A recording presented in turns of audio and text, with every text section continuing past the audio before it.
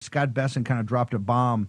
I felt it was coming. He said, hey, the Chinese let us know there's no real new meeting scheduled, and they're kind of slowing things down. I directly equate that to what happened in Moscow. But Spencer, from your perspective, because you know the details here, get us up to speed on where we are, because this is the deal that everything revolves around. Where we are right now, and where do you think this thing's going? Steve, thanks for having me on the program. I love coming on War Room. You guys got the best people, and we give you the best information.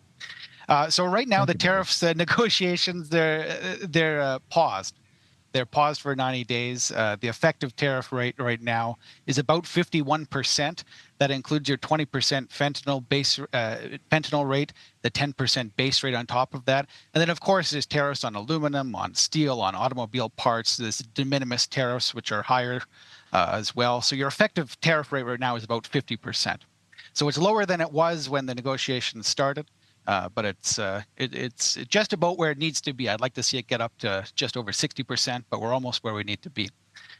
The reality is here, from my perspective, China joined the World Trade Organization in 2001. And in doing so, they made a ton of commitments that they would play fair, that they wouldn't steal intellectual property, that they would allow access to American companies and to Chinese markets.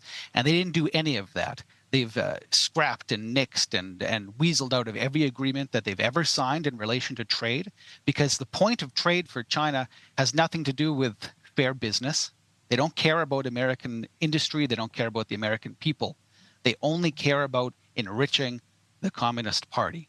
And part and parcel of that is their trade policy. You have to understand that China's entire economic system is geared towards ripping off America. What they've done is there's two prongs to it.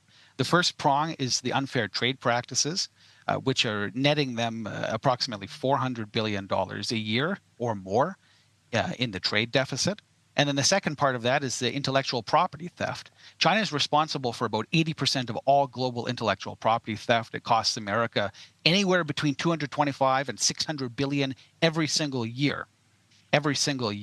So China is stealing almost $1 trillion worth of product every year. This is all about enriching the Communist Party of China. And President Trump is the first president to fight back against this in over 50 years.